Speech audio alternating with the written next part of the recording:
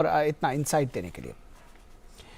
और अब बात करेंगे भारत जोड़ो यात्रा की और उससे जुड़ी हुई सियासत की, क्योंकि ये यात्रा कही गई थी कि ये तमाम समाज के लोगों को लेकर चलेगी, लेकिन इसमें जो पॉलिटिकल कंटेंट है वो सामने नजर आने लगा। भारत जोड़ो यात्रा और जज्बात की सियासत। कुछ दिनों के विराम के बाद भारत जोड़ो यात्रा आज से उत्तर प्रदेश से फिर से शुरू हुई है राहुल गांधी की अगुवाई में। और यूपी की सियासत की जमीनी हकीकत को देखते हुए राहुल गांधी ने इस यात्रा में विपक्षी एकता को भी एजेंडे में शामिल किया है। और सिर्फ यूपी ही नहीं, उसके पहले भी उन्होंने इसकी कोशिश की थी, वहां पर शायद इतनी सफलता नहीं मिली थी। बीएसपी सुप्रीमो मायावती ने राहुल गांधी के पत्र का जवाब दिया है और उन्हें शुभकामनाएं भी दी हैं। सपा प्रमुख अखिलेश यादव ने यात्रा में शामिल होने का न्योता देने के लिए राहुल गांधी को धन्यवाद कहा है, साथ अपने जज्बात को कांग्रेस का जज्बात माना है। उन्होंने साथ ही साथ ये भी कहा है पश्चिमी यूपी की राहुल गांधी की यात्रा में जज्बात दिखाकर आरएलडी नेता जयंत चौधरी ने भी करनी काट ली है। यानी कि जज्बात सबने दिखाया है, लेकिन यात्रा से जुड़ने की बात किसी ने नहीं कही है। सबसे बड़ा सवाल यह है कि आखिर गैर राजनीतिक भारत जोड़ो यात्रा में विपक्षी एकता की जरूरत क्यों पड़ी? यूपी आते आते राहुल गांधी को प्रधानमंत्री पद का दावेदार बताकर पार्टी के नेताओं ने विपक्षी एकता में अपनी शर्तों को आगे कर दिया है। उधर नीतीश कुमार जज्बात के वोट बैंक को साधने और 2024 में फतेह हासिल करने के लिए बिहार के अल्पसंख्यक नेताओं के साथ उन्होंने बैठक की है। नीतीश कुमार खुद मिशन 2024 की अगुवाई को लेकर अगले हफ्ते से यात्रा पर निकल रहे हैं और वो कहीं ना कहीं उस मोर्चे की अगुवाई करना चाहते हैं। नीतीश कुमार मुस्लिम लीडरों से ओवैसी की पार्टी से सचेत रहने का उन्होंने आह्वान किया है। उन्होंने कहा है कि ओवैसी की पार्टी से थोड़ा सचेत रहे। सवाल यह है कि लाइक माइंडेड पार्टियों का अगर जज्बात एक है तो फिर यह पार्टियां राहुल गांधी की यात्रा में शामिल क्यों नहीं हो रही हैं? और राहुल गांधी के निमंत्रण पर बार बार आखिर निमंत्रण जो भेजा जा रहा है उसमें क्या कुछ हो रहा है? अखिलेश यादव ने जो पत्र लिखा है राहुल गांधी के पत्र के जवाब में, उसको हम आपको दिखाते हैं कि उन्होंने क्या कुछ लिखा है और क्या कुछ कहा है। सबसे पहले मायावती का ट्वीट आपको दिखा लेते हैं। भारत जोड़ो यात्रा के लिए शुभकामनाएं और श्री राहुल गांधी द्वारा इस यात्रा में शामिल होने के लिए लिखी गई चिट्ठी के लिए उनका धन्यवाद। यह मायावती का ट्वीट है। राहुल गांधी की तरफ से चिट्ठी लिखी गई थी मायावती को भी, अखिलेश यादव को भी, तो उसका जवाब मायावती ने धन्यवाद के तौर पर दिया है। उनका शुभकामनाएं यात्रा के लिए और इस यात्रा में शामिल होने के लिए धन्यवाद।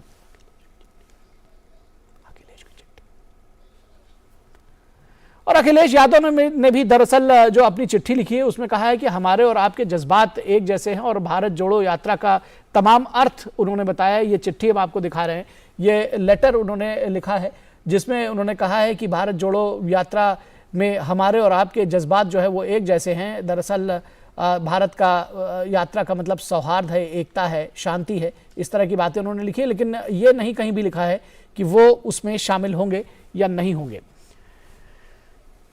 और इस पूरी खबर पर बातचीत करने के लिए हमारे साथ में दो खास मेहमान जुड़े हुए हैं, उनसे आपका परिचय करा दें। हमारे साथ विनीत त्यागी जुड़े हुए हैं जो कि बीजेपी के स्पोक्स पर्सन हैं। त्यागी जी, बहुत स्वागत है आपका। और हमारे साथ रविंद्र सिंह ढुल जो कि कांग्रेस से जुड़े हुए हैं।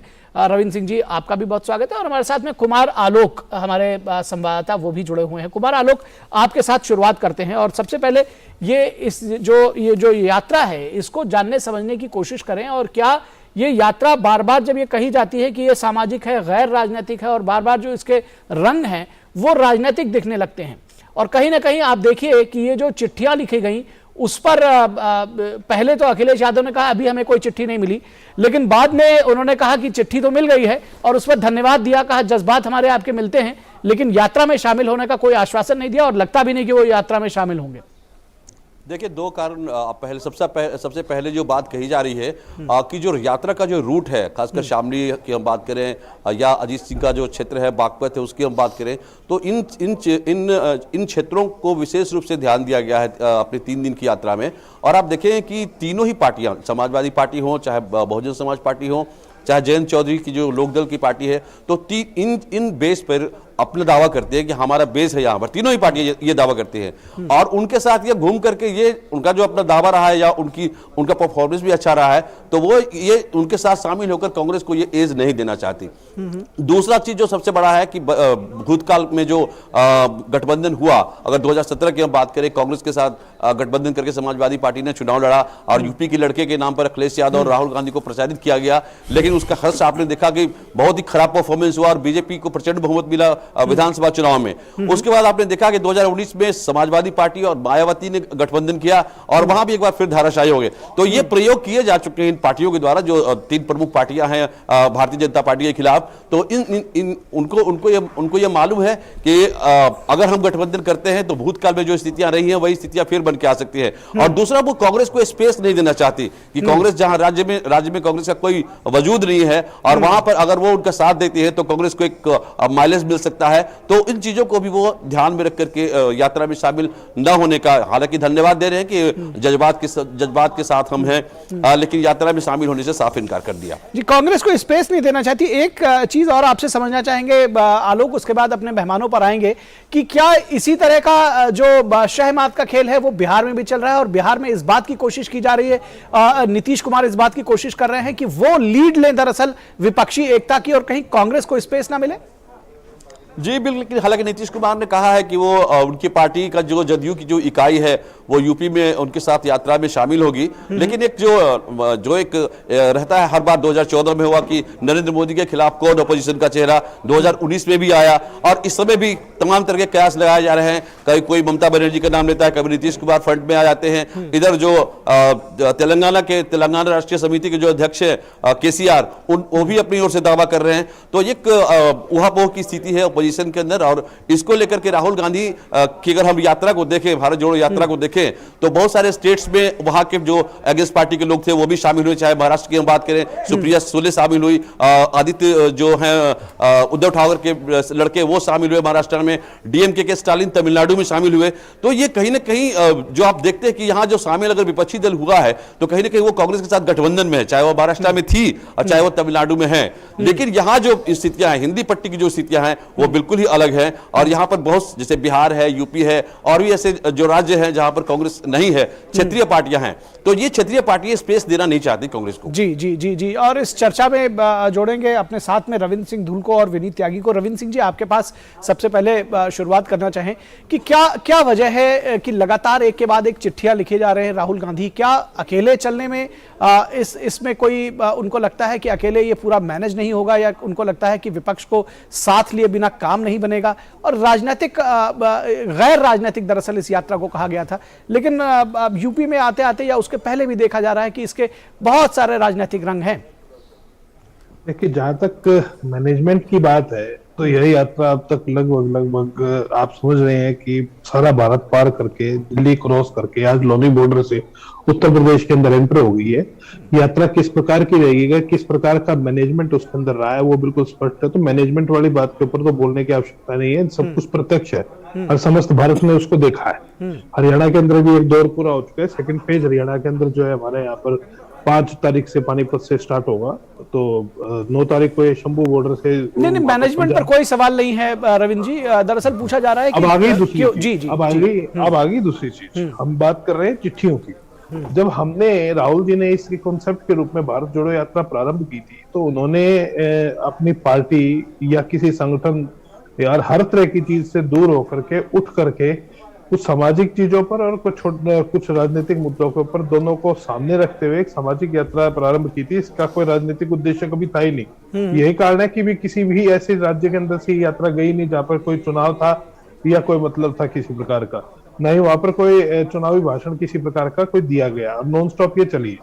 तो अब यहाँ पर क्या है, भारत जोड़ो यात्रा का हमारा जो एज अ कंसेप्ट, मूल कंसेप्ट था वो ये था कि भाई चाहे बेरोजगारी का मुद्दा हो, चाहे अन्य मुद्दे हो जिनके ऊपर, महंगाई का मुद्दा हो, जिन मुद्दों के ऊपर इस देश को बोलना चाहिए, धर्मनिरपेक्षता का मुद्दा है, जो अपना गंगा जमुना की तहजीब का मुद्दा है, बहुत सारी चीजें हैं जिनके ऊपर कुछ संगठन जो है उसको तोड़ने का प्रयास कर रहे हैं। रविंद्र सिंह जी, आज का दरअसल जो मुद्दा है वो ये है कि लगातार चिट्ठियां लिखने के बावजूद जो विपक्ष के नेता हैं या जो दूसरे कथित सहयोगी, मैं ही कहूंगा क्योंकि वो उनके साथ आते दिख नहीं रहे हैं। आप देखिए, अखिलेश यादव ने भी उनको धन्यवाद दिया है, मायावती ने भी धन्यवाद दिया है और तमाम चिट्ठियां उन्होंने लिखी कि दिल्ली में भी कि तमाम विपक्ष के नेता उनके साथ शामिल हों, एक मोर्चे के तौर पर वो आगे बढ़ना चाहते हैं, लेकिन कांग्रेस को कोई स्पेस देता हुआ दिख नहीं रहा है। ऐसा कुछ नहीं है। एनसीपी भी शामिल हुई अपने समय में, डीएमके भी शामिल हुई है, शिवसेना भी शामिल हुई है। आज शिवसेना, उद्धव ठाकरे ने कहा, एनसीपी, शरद पवार ने कहा हम शामिल होंगे, बाद में कोई नजर नहीं आया। जब उसकी बात सामने नजर आई तो उन्होंने जी आज शिवसेना सांसद हमारे साथ हैं, यात्रा में, तो ये चीजें चलती रहती हैं। हमें विश्वास है कि जयंत जी भी साथ रहेंगे। हालांकि अखिलेश जी की तरफ से और उनकी तरफ से शुभकामनाएं आ गई है, तो हमने बड़ा स्पष्ट तौर पर ये कहा था कि भैया कि ये भारत जोड़ो यात्रा हर एक उसकी इस देश के अंदर जो तहजीब है, तहजीब को जो तोड़ने का प्रयास किया गया, उसको वापिस जोड़ने की यात्रा है। तो हमने सभी दलों को आमंत्रित किया। चलिए जो इसको सही मानेंगे इसमें जवाब ले लेते हैं, जो नहीं मानेंगे नहीं, इसमें जवाब ले लेते हैं विनीत त्यागी जी से। विनीत त्यागी जी, क्या ये जितना ऐसे गैर राजनीतिक दिख रहा है, विपक्षी नेताओं को चिट्ठी लिख रहे हैं और देखिए आपके कांग्रेस के प्रवक्ता ही कह रहे हैं कि ये जी ये सामाजिक यात्रा है। किस तरह की सामाजिक यात्रा है जिसमें विपक्ष को जोड़ने की जिसको कहते हैं पूरी कोशिश की जा रही है, और कहीं ना कहीं अगर ये कहा जाए कि विपक्ष की तरफ से उस तरह से भाव नहीं मिल रहा है राहुल गांधी को, तो गलत नहीं होगा?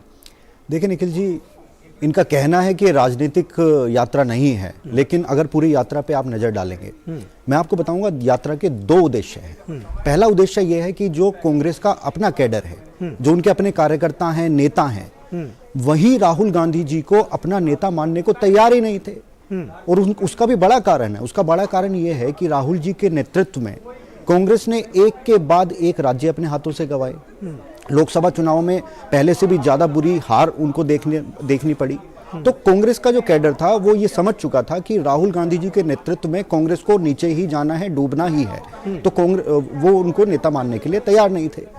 दूसरा उद्देश्य इन लोगों, पहला उद्देश्य है कि कैडर उनको नेता मान ले, ये उद्देश्य है। दूसरा उद्देश्य ये था कि अब 2024 हमारे सामने है, लोकसभा चुनाव होने हैं, तो उसमें जो भी विपक्ष है, विपक्ष मतलब जो भी भारत आज जो विकास के रास्ते पर आगे बढ़ रहा है मोदी जी के नेतृत्व में, उसको रोकना जो चाहते हैं, जिनके अस्तित्व पर, राजनीतिक अस्तित्व पर प्रश्न चिन्ह लग चुके हैं, वो सब लोग इकट्ठा होकर मोदी जी को रोकने की कोशिश करेंगे, तो उनका लीडर कौन होगा? तो उसी दिशा में राहुल गांधी जी को एक कांग्रेस प्रस्तुत करना चाहती थी, कि ये दिखाना चाहती थी विपक्ष को कि आप लोगों से ज्यादा फुटप्रिंट हमारा पूरे देश में है, तो हम विपक्ष का चेहरा हो सकते हैं। लेकिन उसको पूरे तरीके से नकार विपक्ष ने दिया है। अलग अलग पार्टियों का रिएक्शन हमने देखा है, किस तरीके से राहुल गांधी जी को केवल कांग्रेस का कैडर नहीं, पूरे विपक्ष में कोई भी पार्टी और नेता अपना नेता मानने को तैयार नहीं है। तो भारत जोड़ो यात्रा के जो दो उद्देश्य थे, दोनों ही उद्देश्य मुझे तो विफल होते नजर आते हैं। जहां तक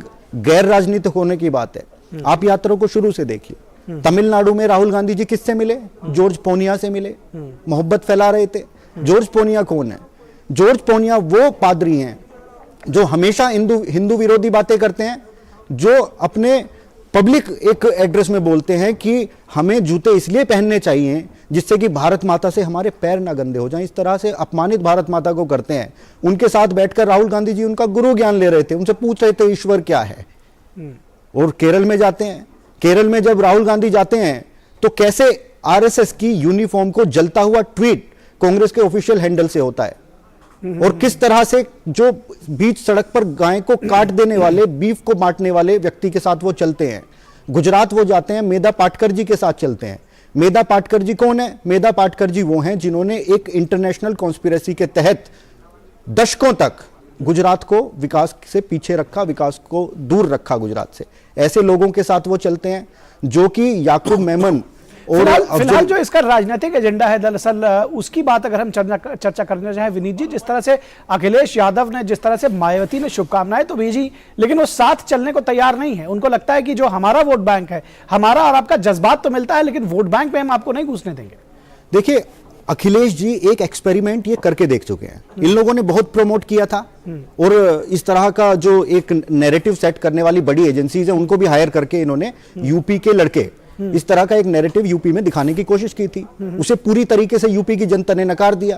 अब अखिलेश जी को डर है कि उनका तो वोट बैंक यूपी के अंदर कांग्रेस से ज्यादा है, तो उन्हें डर है कि कहीं ये हमारा भी वोट बैंक ना खराब कर दें जो रहा सहा बचा है। तो सब अपनी अपनी जमीन बचाने के लिए, अपना राजनीतिक अस्तित्व बचाने के लिए यहाँ लड़ाई लड़ रहे हैं। जो संकट राहुल जी के राजनीतिक जीवन पर हैं, वही अखिलेश जी के राजनीतिक जीवन पर भी हैं। तो वो कोई भी एक दूसरे को बड़ा मानेगा तो वैसे ही छोटा हो जाना है। तो ये आपस में ऐसे ही लड़ते रहेंगे, और आप देखेंगे कि 2024 में भी ये खुद एक नहीं हो सकते। अब विपक्ष को क्या एक करेंगे, कांग्रेस एक नहीं कर सकते। इस पर जवाब ले लेते हैं पहले रविंद्र सिंह जी से। रविंद्र जी, जिस तरह से आपने सुना कि कहीं ना कहीं ये दरअसल वोट बैंक की कोशिश है, जज्बात तो मिलते हैं, लेकिन वोट बैंक में कहीं भी राहुल गांधी को स्टैंड नहीं देना चाहते अखिलेश यादव और मायावती, और शायद उनको लगता है कि उनका साथ आने से उनकी भी छवि धूमिल होगी, ऐसा लगता है। देखिए, मन गढ़ंतर बनी बनाई बातें हैं कि कौन किसकी छवि कहाँ पर धूमिल होगी, कोई छवि की कोई बात क्योंकि है ही देखिए नहीं। इसके पहले का नहीं, जो नहीं, चुनाव नहीं था है। वो हार यदि चुके आप हैं, इसलिए वो अखिलेश चाह जी रहे के मुंह- नहीं नहीं मैं पूरा प्रश्न ले लीजिए। मैं चाह रहा हूं कि इस लाइन पे आप दीजिए कि हाँ, जो उनका बताइए। जो पिछला जो चुनाव था वो चूंकि हार चुके हैं राहुल गांधी और अखिलेश यादव के साथ में, तो अब वो चाहते हैं, अखिलेश यादव नहीं चाहते कि वो उनके साथ में खड़े नजर आए। देखिए, मैं यही कह रहा हूं मैं आपको, यदि अखिलेश जी के मुंह से ये बात आती है तो निश्चित तौर पे मैं स्वागत करूंगा उनका, कोई दिक्कत नहीं है उसमें। राजनीतिक अगर इस प्रकार की टिप्पणियां, जब किसी नेता ने अपनी शुभकामनाएं दे दी और वो भी सार्वजनिक पत्र के थ्रू, एक नेता ने एक पत्र लिख करके शामिल होने की बात करी, दूसरे नेता ने उसके अंदर जो है शामिल होने से अभी के लिए मना किया लेकिन शुभकामनाएं प्रेषित की, अपनी अपने ध्येय को शुभकामनाएं दी है, तो ये छवि धूमिल करने वाली बात तो मेरे हिसाब से बनी बनाई बात है, इसका कोई मतलब कोई रहता नहीं। दूसरी बात, जहां तक रही पॉलिटिकल स्पेस की, कांग्रेस का अपना पॉलिटिकल स्पेस है। पूरे देश के अंदर 11 करोड़ वोट जो है कांग्रेस को पिछले चुनाव के दौरान मिले थे। आज भी कांग्रेस के पास में 650-700 के आसपास में एमएलए है, 3 सरकार भी है। भाजपा 0 से स्टार्ट हुई थी, 2 से स्टार्ट हुई, उसके बाद में भाजपा, तो आज भाजपा की सरकार है। बात वैसे उत्तर प्रदेश की अभी हो रही है, तो अगर उत्तर प्रदेश में थोड़ा फोकस करेंगे तो आप देखिए कि आपकी राजनीतिक स्थिति कहां है, आप कहां थे और कहां खड़े स्टेज 1 भारत जोड़ो यात्रा के बाद में जो कार्यक्रम प्रारंभ होगी उसके अंदर सभी प्रदेश जहां पर कांग्रेस कहीं ना कहीं डाउन हुई है पिछले कुछ दशकों में, उन सभी प्रदेशों की तरफ ध्यान दिया जाएगा। उसमें उत्तर प्रदेश भी है। उत्तर प्रदेश के अंदर दीपेंद्र हुड्डा जी को प्रभारी बनाया गया है स्टेज 2 के लिए। तो बहुत सारे कार्यक्रम है, भी कार्यक्रमों की कमी नहीं है। फिलहाल ये है कि भाई आपको श्रीनगर जाकर के वहां पर जो लाल चौक के ऊपर जो है 30 जनवरी को तिरंगा लहराने की जो बात हो रही है, उसको तिरंगे को लहराया जाएगा। इस देश की सभ्यता, इस देश के सम्मान और इस देश के भाईचारे को नहीं, वो बात तो बिल्कुल ठीक है, वो बात तो बिल्कुल ठीक है, स्वागत योग्य है, लेकिन उस यात्रा पर कोई प्रश्न चिन्ह भी नहीं लगा रहा है। लेकिन बात जो हो रही है कि राजनीतिक गैर राजनीतिक फिर आता है कि भाई अपने आप को नेता एस्टैब्लिश करने के लिए, क्योंकि बार बार ये देखिए जिस तरह से चाहे वो टीआरएस हो, चाहे वो ममता बनर्जी हो, चाहे वो अरविंद केजरीवाल हो, सबके अंदर, अब नीतीश कुमार हो, सबको लगता है कि कहीं ना कहीं कांग्रेस को अब डिबैकल करके और स्वयं नेता बना जाए। और इसलिए ये सारी कवायद है दरअसल भारत जोड़ो यात्रा की, कि स्वयं को नेता एस्टैब्लिश कर सकें कार्यकर्ताओं के बीच में भी, और एक मजबूत विपक्ष के तौर पर भी उभर सकें कि विपक्ष का नेता कोई है तो राहुल गांधी है। और इसमें जो सारी इस पूरी कवायद में जो विपक्षी हैं जिनका मैंने नाम लिया, चाहे वो नीतीश कुमार हो, चाहे वो ममता बनर्जी हो, चाहे वो अखिलेश यादव ही क्यों ना हो, वो शायद नेतृत्व स्वीकार करने को तैयार नहीं है। देखिए, राज करने की नीति होती है। यहाँ पे सभी लोग राजनीति के अंदर नेता बनने के लिए आते हैं, तो सभी अपनी अपनी कवायद करते हैं और उसके कवायद को कोई रोक नहीं सकता। आज भारत के प्रधानमंत्री नरेंद्र मोदी जी कभी मुख्यमंत्री बनने से पहले, महासचिव बने उससे पहले एक यात्रा के अंदर उन्होंने प्रबंधन संभाला था, तो उनको भी उस समय पर कोई नहीं जानता। तो आप इस बात को स्वीकार करते हैं कि ये आप इस बात को स्वीकार करते हैं कि नेता एस्टैब्लिश करने के लिए राहुल गांधी की यात्रा है? नहीं, नो, बिल्कुल भी नहीं। फिर क्या अर्थ निकाले इस बात का? स्वीकार, उनको आवश्यकता क्या है नेता बनने की? इतनी बार सांसद रहे हैं, 2-3 सीटों से सांसद रहे हैं। आज केरला के अंदर जाकर के सांसद है, इतने बड़े परिवार से है, उनके पिताजी भारत के प्रधानमंत्री रहे हैं, तो कोई छोटा उनका कद नहीं है। लेकिन फिर आप देखिए, चाहे वो टीआरएस हो या फिर ममता बनर्जी हो, देखिए चंद्रशेखर राव हो, ममता बनर्जी हो, आम आदमी पार्टी के अरविंद केजरीवाल हो, सब कांग्रेस को डिबैकल करके और आगे बढ़ने की कोशिश में हैं। इसमें जब आप कहते हैं कि नेता बनने की को नहीं है, तो इन बातों का जवाब कैसे पाएंगे? देखिए, केजरीवाल है जैसे, ये तो भारतीय जनता पार्टी की ही बी टीम है। इस प्रकार की छोटी मोटी पार्टियां, तो जहां तक बात कांग्रेस की है, तो कांग्रेस जो है अपना काम कर रही है। हम अपना संविधान के अनुसार और हमारी कमिटमेंट, इस देश के प्रदेश के प्रति जो हमारी कमिटमेंट है, उस कमिटमेंट के अनुसार जो है हम हमारा फर्ज निभा रहे हैं। देश की सबसे पुरानी, कमिटमेंट के हिसाब से देखिए, अब वही, इसमें कोई शक नहीं है, कमिटमेंट के हिसाब से आप बिल्कुल निभाइए। लेकिन जब सवाल उठता है कि जो चिट्ठियां लिख के दूसरे पार्टी के नेताओं को बुलाना, तो उसके बाद फिर इस पर सवाल उठता है ना कि कमिटमेंट सिर्फ आप अपना रखिए, आप दूसरों से कैसे उम्मीद कर सकते हैं? दिक्कत क्या है मुझे बताइए। दिक्कत मुझे नहीं है, दिक्कत या किसी को नहीं होगी। दिक्कत दरअसल ये है कि आप अकेले चल नहीं पा रहे हैं। कौन कह रहा नहीं चल पा रहे? 2500 किलोमीटर तक अकेले चल के आए, आपको कैसे लगता है कि चल नहीं, चिट्ठियों पे चिट्ठियां लिखे जा रहे हैं। आपको कैसे लग रहा है? आप दिल्ली, आप बताइए आपने दिल्ली में चिट्ठी लिखी, इस देश की दूसरी सबसे बड़ी यात्रा है ये, आप कैसे कह रहे हैं? नहीं, मैं कह रहा हूं ना, सुनिए तो, किसने कहा है चल नहीं पा रहे? अरे सुनिए तो, मैं कह रहा हूं जस्टिफाई कीजिए। नहीं, जस्टिफाई तो करने की कोशिश कर रहा हूं, आप सुनिए। मैं कह रहा हूं इतनी चिट्ठियां लिखी गई, इतनी चिट्ठियां लिखी गई, उस पर कितना रिस्पॉन्स मिला? जितनी चिट्ठियां लिखी गई, जितनी चिट्ठियां लिखी गई, चिट्ठियों पे चिट्ठियां लिखे जा रहे हैं। दिल्ली में भी तमाम नेताओं को चिट्ठियां लिखी कि विपक्षी एकता के लिए कोई ऐसा दल नहीं बचा जिसको चिट्ठी नहीं लिखी, कोई साथ खड़ा नहीं नजर आया। लिखने के लिए होता है, कागज और पेन लिखने के लिए बनाए जाते हैं, छापे जाते हैं। अरे तो इसका मतलब आप उस पेन से किसी को भी चिट्ठी लिखेंगे? ये कि आपने ये कैसे आपको चिट्ठी लिखने की जरूरत क्या पड़ी, पहले आप ये बताइए। नहीं पा रहे, दिक्कत क्या है चिट्ठी लिखने में? कोई रोक है क्या? क्यों आप, इसका मतलब हुआ कि आप अकेले चलने में आपको दिक्कत है? यदि इसका मतलब है कि आपको अकेले चलने में दिक्कत है। सर्वदलीय मीटिंग चलती है, सर्वदलीय मीटिंग बुलाई जाती है। सर्वदलीय मीटिंग का कोई एजेंडा होता है, सर्वदलीय मीटिंग के एजेंडे के साथ चलते हैं। चलिए, अब आप इस बात को आप मानने को राजी नहीं। विनीत त्यागी, क्या आपको नहीं लग रहा है? विनीत त्यागी को जोड़ते हैं चर्चा पे। विनीत त्यागी, आपको लगता है कि ये अकेले न चल पाने की कहीं ना कहीं है? उनको लगता है कि सारा विपक्ष एक साथ हो जाएगा और उसको हम कहीं ना कहीं लीड कर लेंगे? बिल्कुल, कांग्रेस अकेली नहीं चल सकती है, ये वो जानते हैं, वो अच्छे से समझते हैं। क्योंकि जिन जनरल इलेक्शन की 2019 की इन्होंने बात की है अभी भाई ने हमारे, उसके बाद कांग्रेस और नीचे गई है। गुजरात में देखिए कि पूरी तरीके से नकार दिया पब्लिक ने उनको। कितना कम वोट परसेंटेज, कितनी कम सीट उन्हें मिली है। जब से गुजरात बना है तब से अब तक का कांग्रेस का सबसे खराब प्रदर्शन उनका गुजरात में रहा है। दिल्ली एमसीडी में उनका अब तक का सबसे खराब प्रदर्शन रहा है। तो कांग्रेस पूरे तेजी के साथ नीचे जा रही है, वो जानते हैं। और उसी को बचाने की, उस अस्तित्व को बचाने की राहुल गांधी जी को एक बार फिर पुनः एक बार रिलॉन्च करने की एक कोशिश है। लेकिन निखिल जी, मैं एक मन की बात आपसे साझा करना चाहता हूं। जब ये यात्रा में राहुल गांधी जी नीचे से चले और ऊपर तक जाने की बात थी, पूरा भारत में ट्रेवल करने की, तो मुझे एक ये लगा था कि राहुल गांधी जी क्योंकि भारत को समझते नहीं है, भारत की आत्मा को जानते नहीं है, कि जब घूमेंगे वो भारत में, तो कम से कम भारत के एक कल्चर को पहचानने की, भारत के अस्तित्व को पहचानने की हो सकता है कि वो पहचान लें, जान लें, जुड़ जाएं। लेकिन जो राहुल गांधी जी के बयान इसके बाद आए, जैसे कि उन्होंने सेना का मनोबल तोड़ने की बात करी कि सेना को चीन पीट कर चली गई, और अभी एक इंटरव्यू आपने देखा होगा कि कैसे साथ चलने वाले दो लोग कहीं बैठ के इंटरव्यू शुरू हो गया था। उस इंटरव्यू में उन्होंने क्या कहा है? उन्होंने कहा है कि रशिया ने यूक्रेन का जो भूगोल है वो इसलिए बदला क्योंकि उसे लगता था कि वो यूरोप के साथ जा रहा है, बाकी यूएस के साथ जा रहा है, उन देशों के साथ जा रहा है, उनके पक्ष में जा रहा है। और वो कहते हैं कि यही स्थिति भारत और चीन की भी है, ये गलती है हमारी। तो मतलब राहुल गांधी जी सजेस्ट कर रहे हैं कि हम चीन के आगे नतमस्तक हो जाएं, नहीं तो रशिया ने जो यूक्रेन के साथ किया वो हमारे साथ चीन करेगा। इस तरह का मनोबल तोड़ने की वो जनता की कोशिश कर रहे हैं। और क्या क्यों कर रहे हैं? कारण क्या है इसका?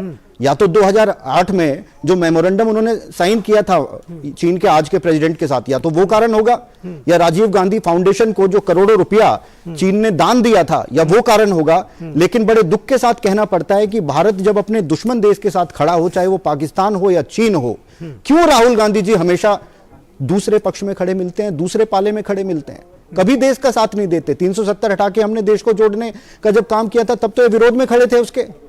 इनके जो विपक्ष के नेता थे अधीर रंजन चौधरी जी, वो संसद में कहते हैं कि this is a bilateral issue Kashmir को, और राहुल गांधी जी 370 हटने का विरोध करते थे।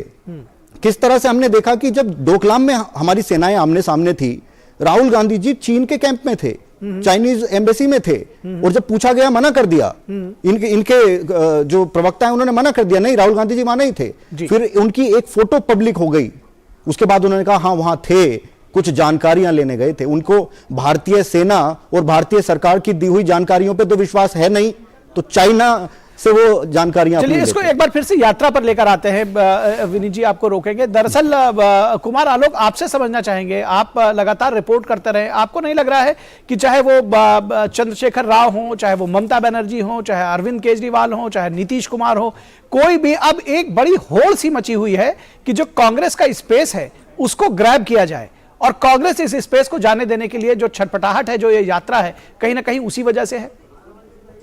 देखिए, अगर हम बात करें तेलंगाना के मुख्यमंत्री की हम बात करें, तो उन्होंने अपनी पार्टी का जो तेलंगाना जो क्षेत्रीय पार्टी अभी भी क्षेत्रीय पार्टी है, लेकिन उन्होंने उसका नाम बदल के पूरा पैन इंडिया कर दिया, यानी भारत की पार्टी वो हो गई। जी, टीआरएस से बीआरएस हो गई। जी टीआरएस। इसी तरीके से ममता बनर्जी का भी रहा है कि भाई इस स्पेस को हम पकड़े, प्रधानमंत्री की रेस में हम भी रहें, और क्योंकि 2019 और 2014 में जिस तरीके से उनका अग्रेसिव कैंपेन रहा था, उसको लेकर के वो फिर से स्थापित होना चाह रही है। नीतीश कुमार के साथ स्थिति ये है कि उनके बिहार, उनके पार्टी के अंदर ही, अब कल की बात अगर मैं करूं कि कल उन्होंने अल्पसंख्यक नेताओं की बैठक बुलवाई थी, जिसमें कि उनके पार्टी के नेता भी बाद में अलग से उन्होंने बैठक बुलाई, और फिर उसके बाद मुस्लिम नेताओं को उन्होंने बुलाया, और उनको ये खबरें आ रही है वहां से कि जो ओवैसी हैं उनका डर इस कदर सता रहा है नीतीश कुमार को और राष्ट्रीय जनता दल को कि उन्हें कहना पड़ा, अपने नेताओं से मीटिंग में कहना पड़ा कि बहुत बड़ा खतरा है, ओवैसी सांप्रदायिक हैं और उनके चक्कर में मत आए। आप लोग मुस्लिम समाज को जाकर डोर टू डोर ये कैंपेन कीजिए कि उनके ओवैसी को वोट देने से भला नहीं होगा, क्योंकि आपने देखा होगा कि पिछले विधानसभा चुनाव में भी ओवैसी ने जबरदस्त परफॉर्मेंस किया था, खासकर सीमांचल का जो एरिया है, और वहां से उन्होंने 5 सीटें जीती थी। ये बात दिगर है कि बाद में जो 5 सीटें थी उसमें से 4 आरजेडी में चले गए। उसी तरीके से आप अगर 2 उपचुनाव का जो रिजल्ट देखें, आप गोपालगंज को देखिए, तो गोपालगंज में वहां पर मजबूत प्रदर्शन किया ओवैसी की पार्टी ने, और वहां पर 13,000 से अधिक वोट उन्होंने प्राप्त किया। कुढ़नी में भी बढ़िया परफॉर्मेंस किया एमआईएम ने।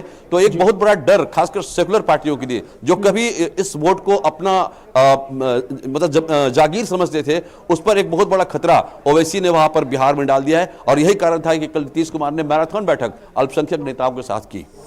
जी, निश्चित तौर पर मैराथन बैठक अल्पसंख्यक नेताओं के साथ में की है। चलते चलते रविंद्र सिंह जी, आपसे जानना समझना चाहेंगे कि ये जो यात्रा चल रही है, ये आपको लग रहा है, अगर जिस तरह से जो चिट्ठियां लिखी गई हैं, इसके बाद अगर मायावती हो या अखिलेश यादव हो या दूसरे लोग हैं, अगर इसमें शामिल नहीं होते हैं तो क्या रिएक्शन होगा आपका?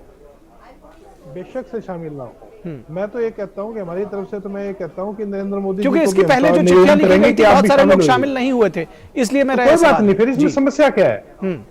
मैं समझ नहीं पा रहा हूँ किसी के चिट्ठी लिखने या शामिल ना होने से यात्रा का पर्पस कैसे फेल हो जाता है। हमारा काम, हमारी ड्यूटी करना है। मैं तो कहता हूँ भारतीय जनता पार्टी का भी हम तो कहेंगे कि आप भी आकर के शामिल होइए, भारत जोड़ने की यात्रा है, उसमें दिक्कत क्या है? आइए आप हमारे साथ। राजनीतिक लोगों को चिट्ठी लिखकर शामिल कराकर उसको गैर राजनीतिक बताते रहे, गैर राजनीतिक ये सवाल उठ रहा है। हर जिले में, हर सड़क के ऊपर गैर राजनीतिक लोग शामिल हुए हैं।